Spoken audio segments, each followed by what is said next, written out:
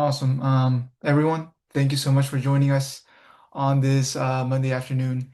Today we have a wonderful guest joining us, Mitch Willet. Mitch is a president and owner of SBS Trustee Network and SBS Lien Services. They've been, in the industry a long time, providing foreclosure, HOA lien collections, and other default-related services since 1978. He has served on the board of directors of the Orange County and Los Angeles chapters of UTA, as well as other industry-related organizations. Just before we begin and have Mitch take over the floor, a quick disclosure. Please feel free to type in your questions, anything related to the service. Mitch, would be happy to answer any questions regarding the topic. So feel free to put your questions down there to keep it engaging.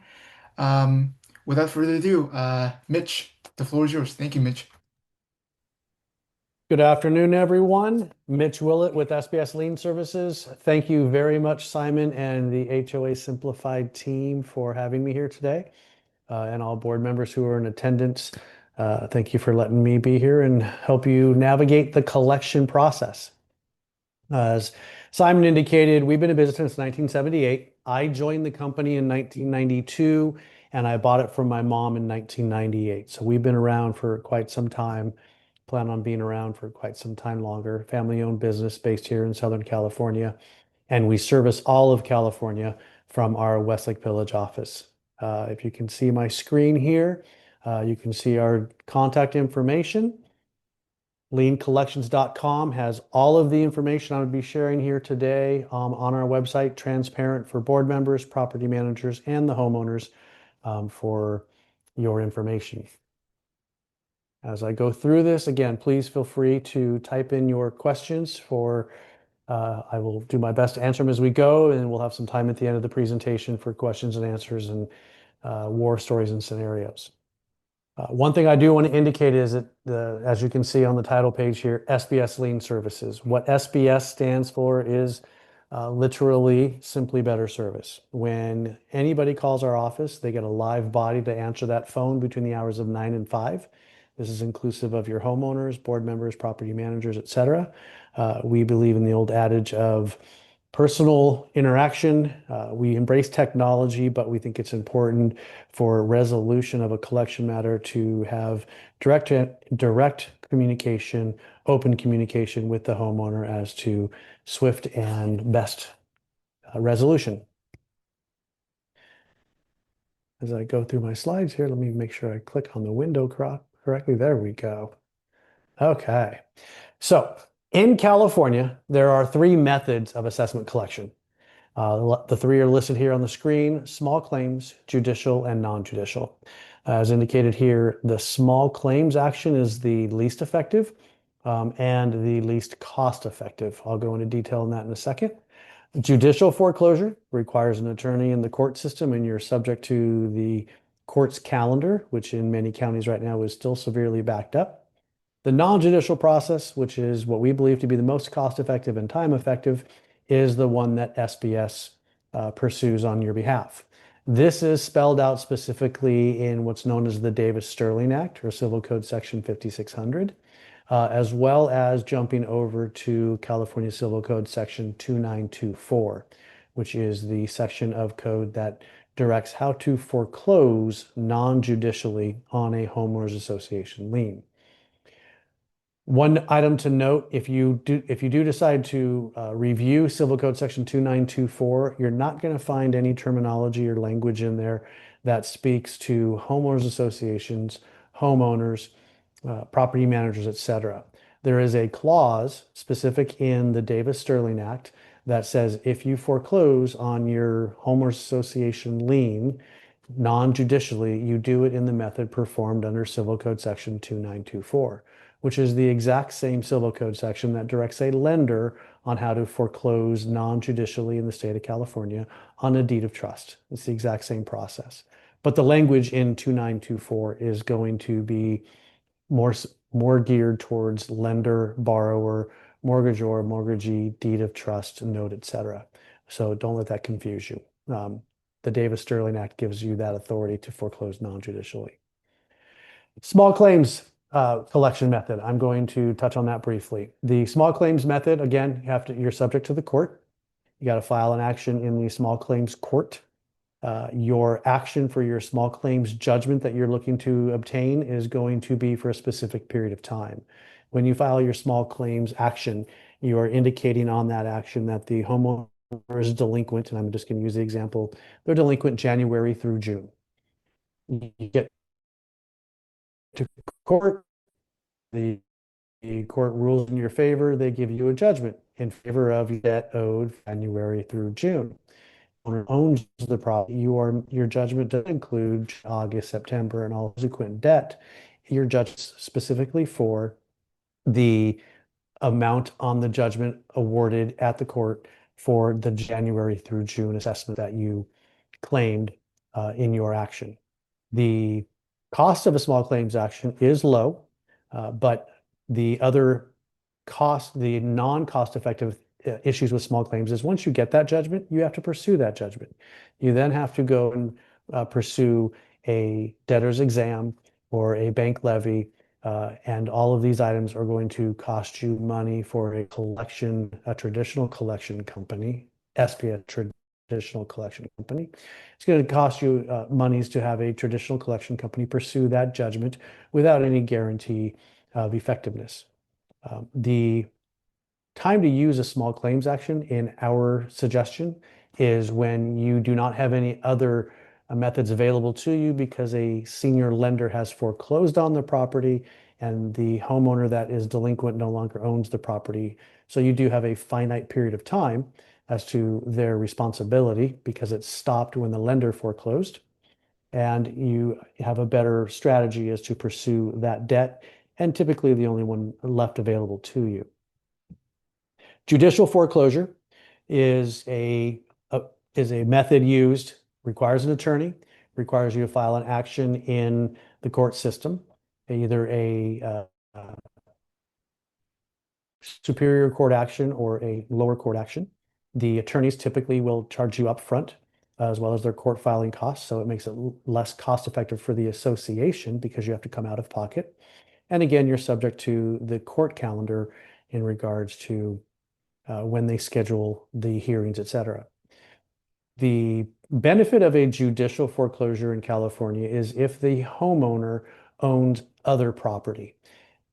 In my professional opinion, the reason to use a judicial foreclosure, and I'm going to use an example, is if the homeowner that's delinquent on a condominium also has a primary residence that is substantially of greater value. And in a judicial foreclosure action for the assessments owed on the condominium unit, that is an investment property, you can also attach their greater value personal residence. And so that's just an additional strategy to use for the judicial foreclosure action.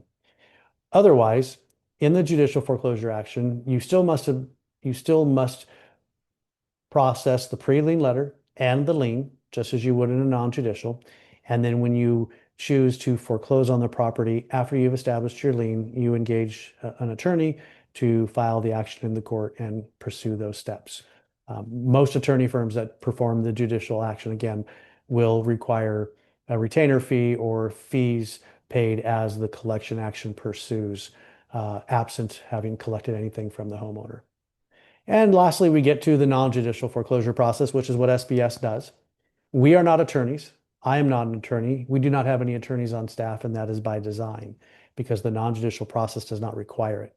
We fulfill the steps that are required under Civil Code Section 5600 and 2924, and we proceed with that collection action at the written authority of the association. We do not perform any of these steps without the written authority, written permission given to us by the association's board. And we'll jump right into it. So non-judicial process. Here is a quick bullet point of the process as prescribed under 5660 and 2924, as well as your collection policy or your CC&Rs.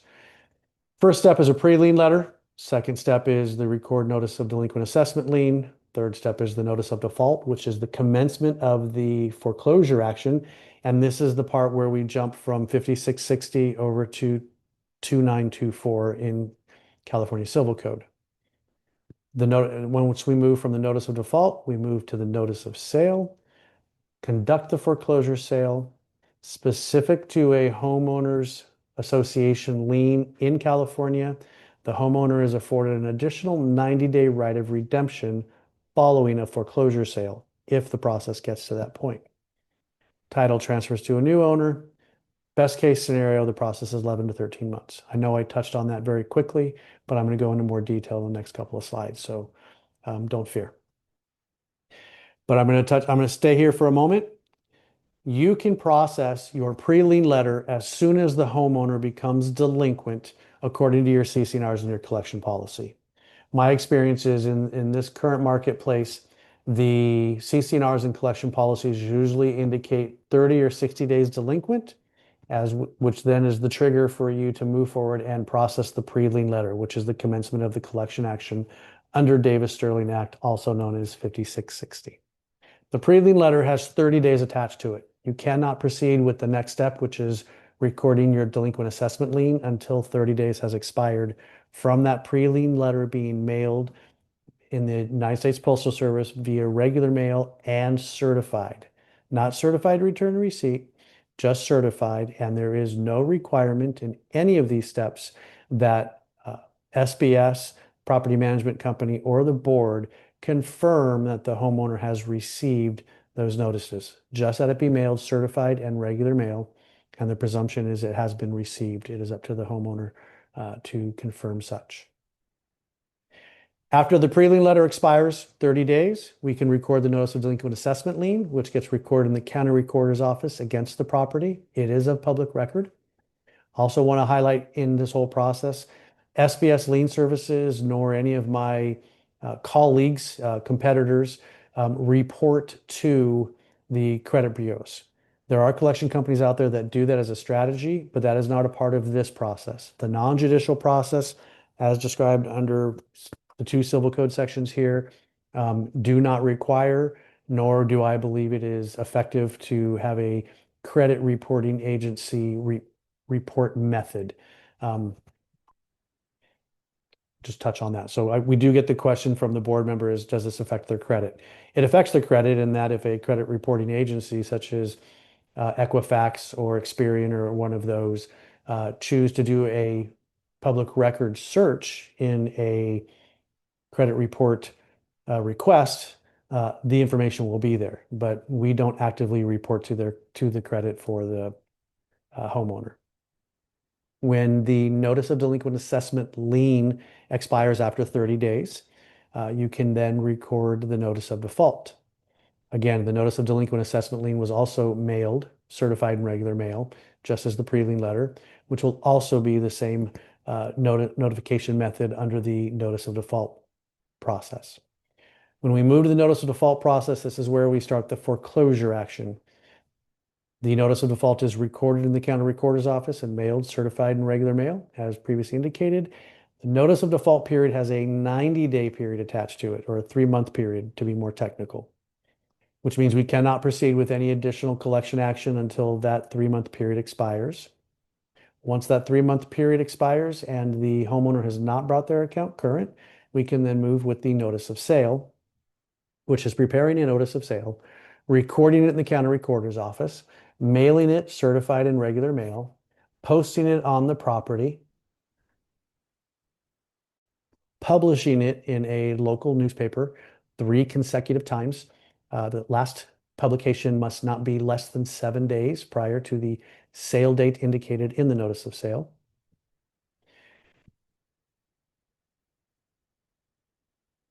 And the notice of sale typically has about a 30-day process attached to it as well to accomplish all of the items that need to be accomplished: publication, posting, and mailing.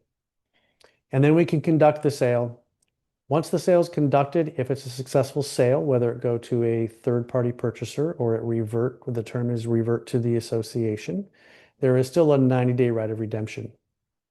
And again, this is specific to homeowners association liens. Deed of trust foreclosures do not have this same process in regards to the 90-day right of redemption for a borrower or as a homeowner. Okay, I'm going to move on to the next slide from here. So we touched on this. The pre-lien letter, send once the homeowner is delinquent, send it certified in regular mail. 30 days must elapse before we can proceed with recording the lien. Record the notice of delinquent assessment, send certified in regular mail. 30 days elapse before proceeding with the notice of default. Record the notice of default. 90 days elapse, send certified in regular mail. And record the notice of sale. Conduct the foreclosure sale. A couple items I want to touch on here. If we get to the point of conducting a foreclosure sale and a homeowner comes to the table with a conversation of reinstatement, bringing their account current, and the association wants to work with that homeowner in regards to a payment plan or some other type of resolution, that would require the sale to be postponed. The sale can be postponed for any reason and for any length of time. The only restriction is that you must go to sale within 365 days from the original sale date indicated in that notice of sale. But you can postpone, again, due to mutual agreement, due to a payment plan. Most commonly is a bankruptcy. I'll get into bankruptcy in a little bit. But we can postpone it a week. We can postpone it 30 days. We can postpone it 60 days, 90 days. Again, the only restriction is that you go to sale within 365 days from the original sale date in the notice of sale. If you do not go to sale, and most commonly is because a payment plan is established, and that payment plan is longer than a year, which we don't recommend, but it does occur. If the payment plan extends beyond the 365 days, to start from all we need to do is do a new notice at a later date should the homeowner fail to perform with their payment plan. We have a sale date, January 15th of 2026, and a payment plan is established that goes beyond January 15th of 2027, and January 15th of 2027 comes and we need to postpone beyond that. We cancel the sale, and should the homeowner fail to perform under their payment plan beyond January 15th of 2027, let's just say come February of 2027, they have not performed and the association wants to set a new sale date. That's all we got to do. Set a new sale date. We don't have to do a new lien. We don't have to do a new notice of default. All we have to do is do a new sale date, to hopefully reestablish a conversation with the homeowner to continue to attempt to bring their account current. When a sale is conducted in California, a trustee sale period, a foreclosure sale as also named, it is for the debt owed to that creditor conducting the sale. So a foreclosure sale in California is not conducted based on fair market value or based on all of the encumbrances on the property. It is conducted for the debt owed to that creditor, and in this case, the creditor being the association. So to use an example, if a property is worth $500,000 and Bank of America has a $300,000 first, and the association has a $25,000 debt by the time they get to a foreclosure sale, the opening bid for that property that's worth $500,000 with the $300,000 Bank of America first is going to be for $25,000 owed to the association. And anybody can show up at that sale with cashier's checks in excess of $25,000 and buy that property. And in doing so, that's what we call going to a third-party purchaser. And if the third-party purchaser is successful and they purchase that property for $30,000, that third-party purchaser is now going to be responsible to Bank of America for their $300,000 first, but is stepping into a $175,000, or in this case, $165,000 equity position based on them purchasing this property that's worth $5 with a $300,000 first and the amount that they tendered at the foreclosure sale. If no one shows up at the sale, then the property reverts to the homeowners association. But keep in mind that the homeowner still has an additional 90 days to bring their account current beyond the sale date.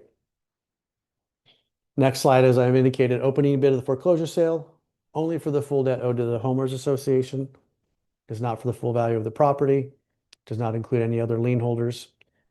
The other comment I want to make here, and I will be more than happy to elaborate on this with questions, is equity should not play a role in the decision to foreclose. The reason for that is in the example I provided where a third-party purchaser shows up at the sale, tenders $30,000 for the $25,000 debt owed to the association, but there is a $300,000 first to Bank of America, and that third-party purchaser would be responsible to Bank of America for that first. That third-party purchaser, also known as an investor, is making that purchase knowing what they're purchasing and knowing the equity in that property. The counterpart of that argument is Bank of America will have no recourse against the association should, in that scenario, the association become owner of that property. Bank of America cannot come after the association for any debt owed on that $300,000 first. The only recourse that Bank of America has is to do their own foreclosure on their own deed of trust. There is in no statute or case law that affords Bank of America to come to the association and say, you are now the owner of this property. You now must write us a check for any delinquencies or for a full payoff. And I can elaborate more on that in the question and answer period as well. 90-day right of redemption. Again, California Civil Code gives the homeowner an additional 90 days beyond the sale date to redeem their property. And this is true regardless of the result of the sale, whether the property reverted to the association at the trustee sale or the property was purchased by a third-party purchaser. Either way, they have an additional 90 days to bring their account current. The redemption must be for full debt owed to the association at the time of redemption. So sales conducted on January 15th, they have 90 days to redeem. Homeowner comes forward around March 1st and says, I want to redeem my property from the foreclosure sale that happened on January 15th.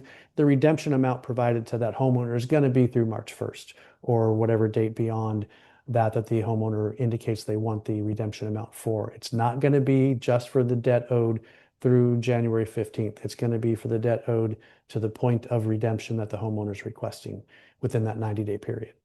So you will be made whole. Sold to a third party. We covered this briefly in that scenario as well. What I would like to say is that current statistics show that based on the market and based on equity in properties these days, 98% of the association sales that my office conducts goes to a third-party purchaser because there still remains equity in a lot of properties. The other statistics I'm going to share with you here, and I'll share with you again further on in this presentation, is 95% of the time, the homeowner brings their account current at one of those steps along the way. So whether it be the pre-lien, the lien, the notice of default, the notice of sale, statistically 95% of the time, the homeowner brings their account current. So only 5% of the time do we get to actually conduct a sale and conduct a foreclosure sale. And when we do get to that 5% of conducting a sale, currently, not always, but currently, 98% of those sales that are conducted go to a third party, so the association is made whole. So there's very little risk for associations in this current market of going to sale and conducting the sale. Again, if the property reverts to the association, the one thing I do want to highlight here is, does the HOA have any financial responsibility or liability to any senior lenders or lien holders? And the answer is no. I also want to confirm, and Simon can nod his head, but this PowerPoint presentation is available to all of you. So you have it in writing, you have it from the horse's mouth when you go talk to other people in the industry or other professionals and say, well, you're going to be responsible to Bank of America or Wells Fargo for that first. I'm putting it right in here, you're not. And I will gladly have any conversation with someone who wants to give a counter argument to that. Can the HOA rent the property after they've foreclosed if they become the title owner of the property? Absolutely. Back during the recession period, when we conducted a lot of sales and homeowners associations actually became owner of properties, we assisted many associations with entering into rental agreements, month-to-month, fully disclosed, fully transparent rental agreements, where the occupant rented the property from the association without any with very little recourse in regards to that. And I say very little because some of you may be thinking, well, what about our nonprofit status if we rent the property? We'll get into that in detail if necessary, but that is not a concern and should not be a concern. Okay, so the process in a nutshell, we've accomplished that in regards to pre-lien letter, record the lien, record your notice of default, record your notice of sale, conduct the sale, get the 90-day right of redemption period running, get all of these procedures moving forward until the homeowner comes forth and wants to have a conversation about resolution. The most common resolution is payment plans. There isn't any statute that requires a homeowners association to enter into a payment plan. So you can flat out deny any payment plan request. You do not have to accept one. But when a payment plan is put on the table, I can tell you how S.B.S handles it and what we believe to be the best course of action. So you can enter into a payment plan at any stage of the process.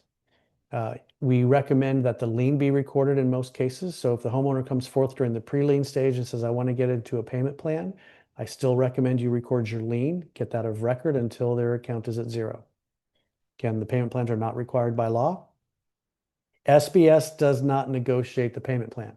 We provide the request to the board as submitted by the homeowner. We do not also, and I want to say this in the right way, but we do not promote payment plans. We have literature that we provide to homeowners that say what we would expect of them should they want to request a payment plan. But that payment plan decision is specific to the board. S.B.S does not make that decision. We will help guide and give our best suggestions, but that is 100% a board decision. And again, you do not have to accept any type of payment plan. And you have three choices when you get a payment plan.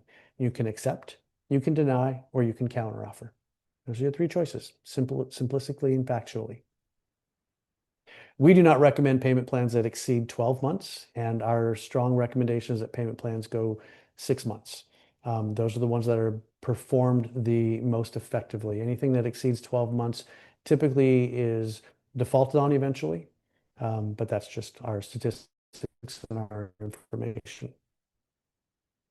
What I also will say is that when we request the homeowner provide their payment plan request in writing, we ask them to be as concise as possible as to what they're requesting.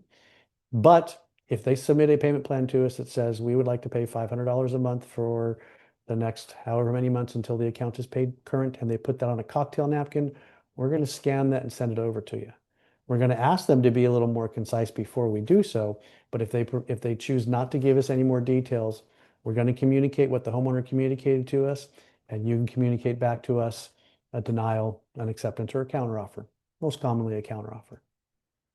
I'm going to take a pause here and just see if there are any questions from Simon or from the gallery.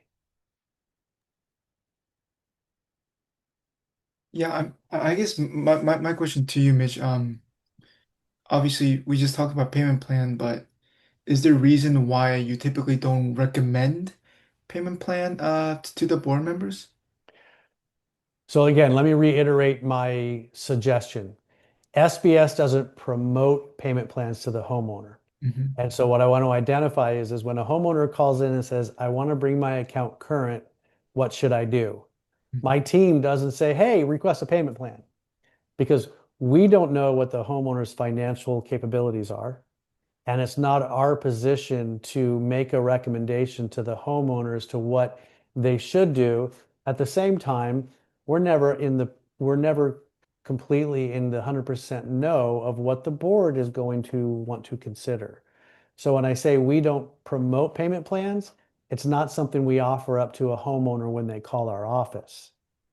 But we do have literature that helps the homeowner put together a payment plan request Hmm. to boards, but we also do have standing orders from certain boards that say we don't accept any payment plan. So our office knows that if this homeowner is calling in and it's for a board that we know does not accept payment plans, we're going to do our best to communicate to that homeowner, your board doesn't accept payment plans. And they're going to say, well, I'd like to submit one anyways. We're not going to tell them no, because it's between the homeowner and the board. We are the third party in between performing the steps under Davis Sterling and Civil Code 2924, and we communicate the communications between the board and the homeowner.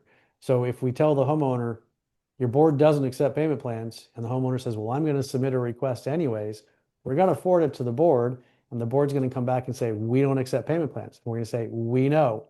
We told the homeowner that, but they submitted one anyways, and we can't not communicate to you what they asked for. So we're going to ask you, board members, to provide SBS back a written confirmation that this payment plan has been denied. Yeah, got it. Thank you so much for the clarification, Mitch. Of We course. have one board member asking, this is pretty interesting. How do you handle a homeowner who refuses to leave after their property? To leave their property after a sale. So once the foreclosure is completed and title has transferred, and if it's transferred to the association, SBS is going to recommend that if the holdover homeowner does not leave voluntarily, that you immediately commence an eviction process, and we can assist with that process. We have assisted over the years many, many associations to uh, an eviction process.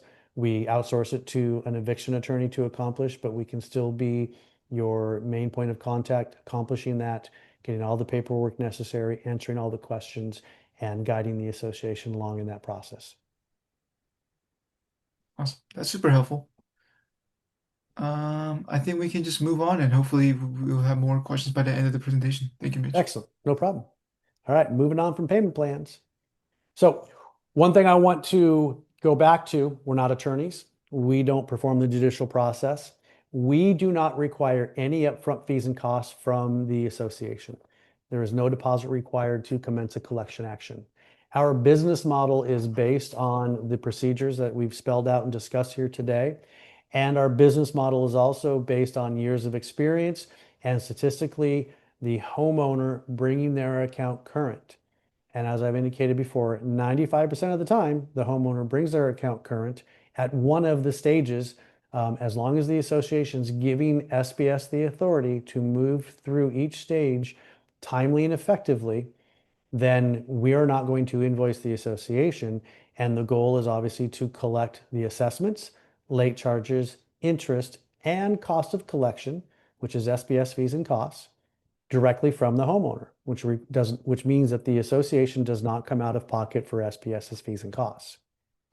If the association chooses to say stop the process, say we've done the pre-lien letter, the lien, the notice of default, and we're at the stage of setting the sale, and the association decides we don't want to do that for whatever reason, and we have this happen quite often, but we just don't want to set the sale. It's just not what we wanted as a board. We're choosing not to do that.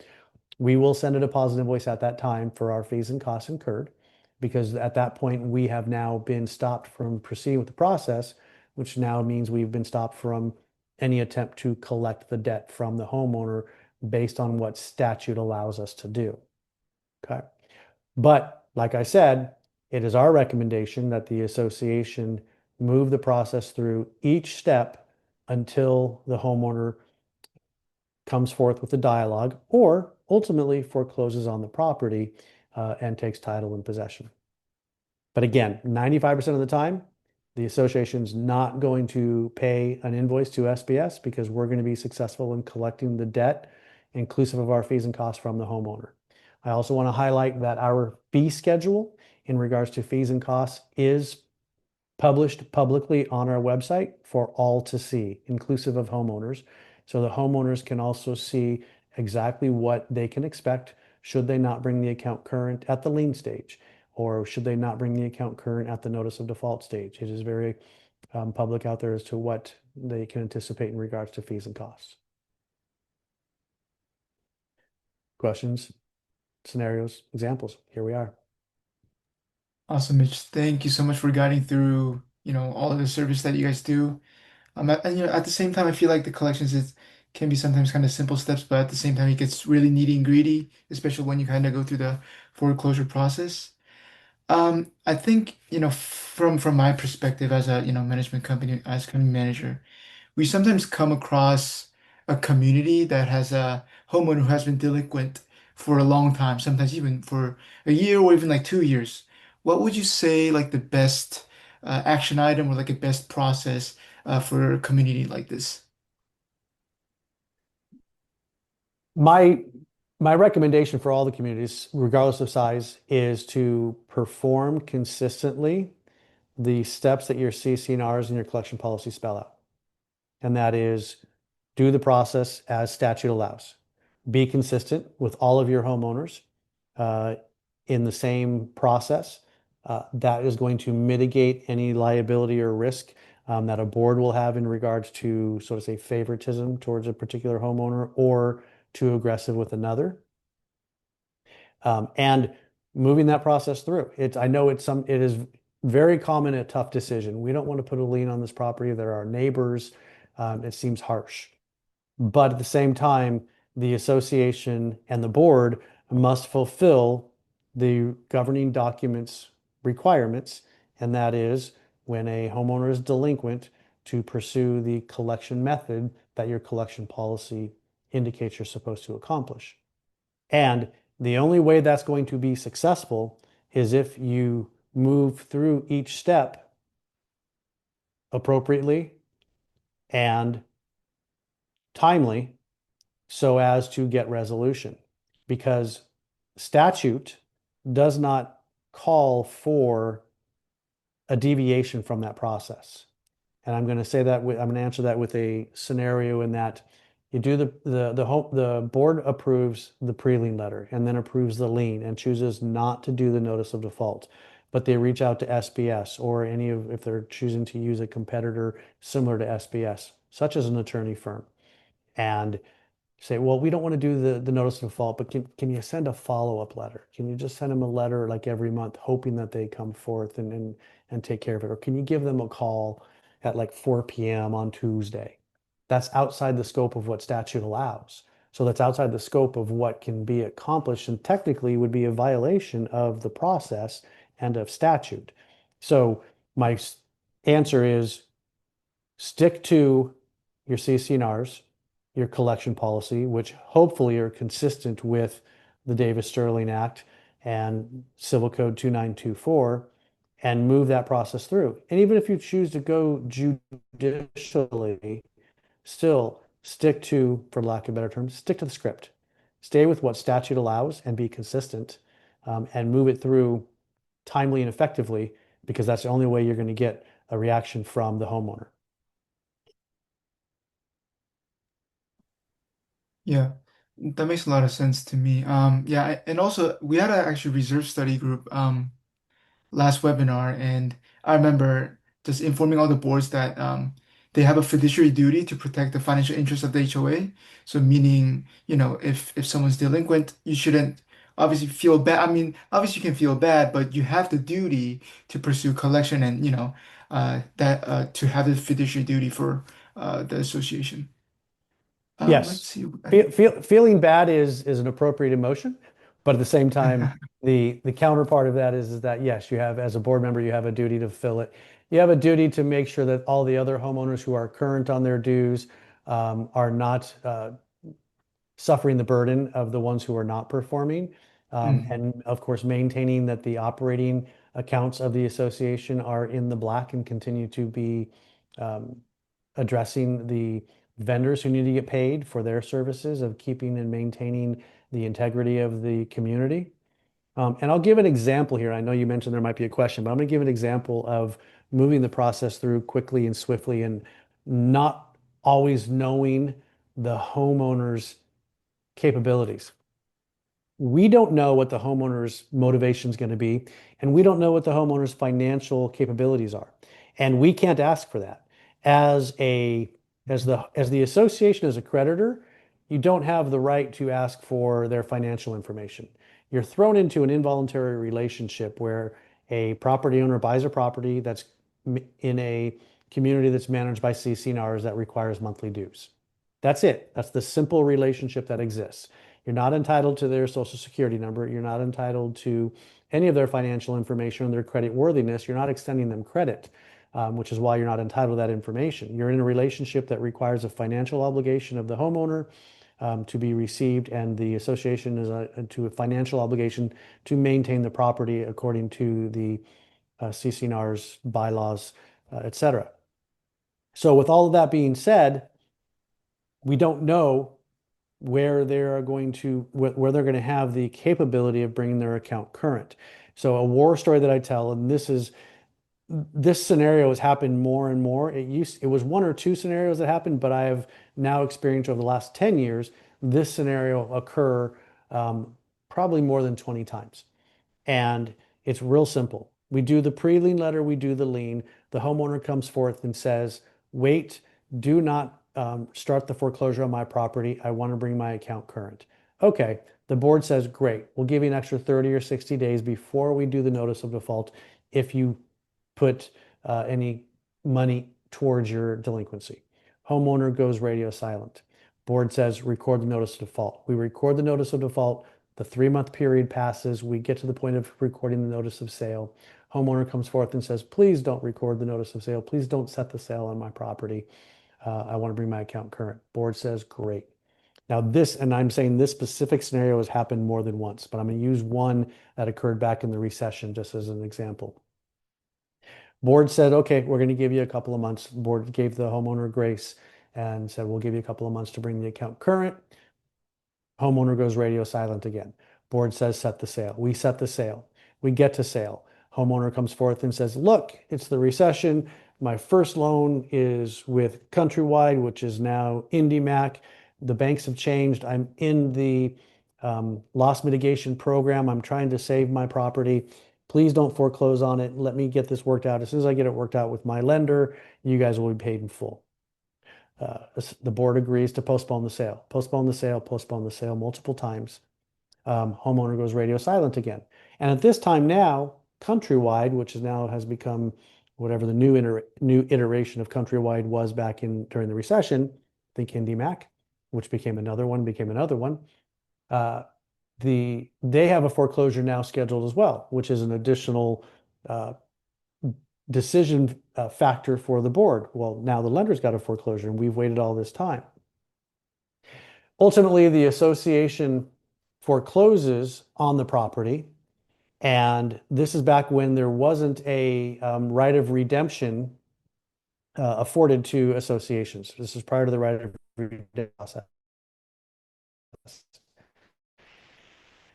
The birth to the association, the homeowner that holds over into a property owned by the association, you start the eviction. We start the eviction on behalf of the homeowner. I'm sorry, on behalf of the association. We start the eviction. We go all the way to eviction court. So this whole process that we've accomplished has taken 3.5 years. And we are in, the association is owed probably about $35,000 in assessments, collection costs, and then now eviction costs. And now they've also come out of pocket for my fees and costs. They're coming out of pocket for the eviction costs. And we go to the eviction hearing, and the homeowner shows up at the eviction hearing. And they've got a loss mitigation letter in their hand from their lender that says they're in the loss mitigation program and they're going to be able to save their property as soon as the lender approves their loss mitigation issue, and they'll pay the association everything they owe. And this time the title's already transferred. Title's transferred from the homeowner to the association, and we're in an eviction situation. So the property is not even in the name of the homeowner who's supposedly in the loss mitigation program with their lender that on a property they no longer own. The judge says to the homeowner at the eviction, says, well, what is your folder over at your lender missing for them to approve or deny your loss mitigation so that we can, see some credibility to the claim you're making? Because what you provided is a boilerplate letter saying you're loss mit, which back then was very common. You can get those off of the internet. And the homeowner says, well, I'll provide that. And the judge continues the eviction hearing for 1 week and says, you have 1 week to come back here and provide us concrete information as to what your lender is missing for your loss mitigation process, or I'm going to grant the eviction to the association. Now, mind you, that the lender has a foreclosure pending themselves for a month later. The next day, that homeowner walks into our office with a cashier's check for $35,000. Purpose of that example is we don't know when the motivation is going to kick in for the homeowner. Is it going to be when their lien records against their property? Now they have an encumbrance on their property? Maybe. Is it going to be when there's a foreclosure sale scheduled, not conducted, but scheduled? Maybe. Is it going to be when the judge is saying, I'm going to evict you unless you take care of this situation? That's my basis and my argument for move your process along. Do your lien, do your notice of default, do your notice of sale, conduct your sale until the homeowner comes forth and gives you a reason not to.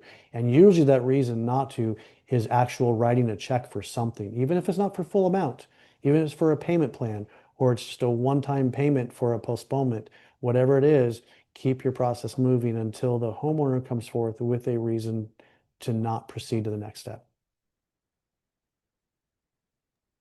Awesome, Mitch. Thank you so much for providing that scenario. I think, always examples help. And I love when you said, we don't know when the motivation kicks in for each homeowner. Everyone's different. So that's very helpful. So let me go through some of the questions that the board members asked. This one's pretty long, but I'm going to try to shorten it and try to summarize it. One of the board members asking, can basically SBS step in midstream? There's a homeowner who has been 10 plus year delinquency history, bankruptcies that reset foreclosure efforts, and a previously defaulted payment plan, and an active judicial foreclosure when prior management company has been slow to deliver required documentation. Could the SBS kind of step in the middle of the way and go through the matter to the final resolution? And I guess this one's from a board member who recently joined us. Simple answer is yes. We can step in at any point in the process.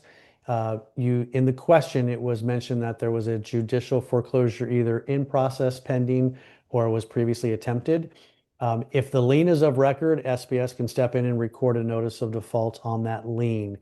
If the previous collection method that was attempting to be accomplished by another vendor was a non-judicial foreclosure and there's a notice of default of record, SBS can step in and proceed with the notice of sale. So it just depends upon what method was being used previously. But yes, SBS can definitely step in at any point in that process, providing me the full documentation. I can give you more details upon review of that. Awesome. Thank you for answering that question. And we have another board member asking, how can the HOA board find out if the homeowner lender has a foreclosure filed before they do? So that information is of public record. SBS can always do a quick public record search to see if there are any notice of defaults or notice of sales recorded against senior deeds of trust on properties that a board may be inquiring about. In regards to delinquencies and speaking to a lender, whether they have a foreclosure of record or not, lenders are not going to talk to anybody but their borrower. And I think most board members who also have loans on their homes have experienced some sort of customer service exchange going through the uh, confirmation process of talking to their own lenders and requiring confirmation information and let me qualify who you are. So lenders do not talk to anybody but their borrowers. And we get this request all the time to say, well, how can we find out what kind of equities in the property or what the payoff is now to make our decision on whether we want to proceed with our own collection action or not? That goes back to my comment in my presentation that I don't think equity should play a part in your decision-making process because you don't have any financial responsibility to any senior lenders and you want to move your process through as swiftly as possible. So equity doesn't play in that. And the request that SBS or the board or the property management reach out to the information, what's of record is going to be very challenging because lenders do not talk to anybody but their borrowers. Hmm, awesome. Okay, Mitch, I think final question for today's webinar is, there's a lien on the same property, expires next year, February. Should we consider extending the lien or file a new process in order to update the amount now owed to the homeowner? That is a case-by-case decision. If you're asking if SBS could step into moving forward on a lien that is expiring soon, I would just have to review documentation. There's nothing that suggests having to do a new lien unless there was something deficient with the lien that's of record. Otherwise, if there is a lien of record and the CC&Rs require an extension or some sort of renewal of that lien to keep it current and valid, we can accomplish that and then move forward with the next step, which would be the notice of default, unless there was something deficient with that originally recorded lien. Awesome. Awesome. Thank you so much, everyone, for joining us. Mitch, I guess from my side, I would ask final question. What are some, compliance mistakes that you see board members or people make before your collection begins, and what is your final advice to all of our board members? Most common mistake I see is applying payments incorrectly and not following the collection policy. So, of course, making sure that all of your CC&Rs have everything documented properly, that the collection policy has been distributed annually as required by statute, following that collection policy.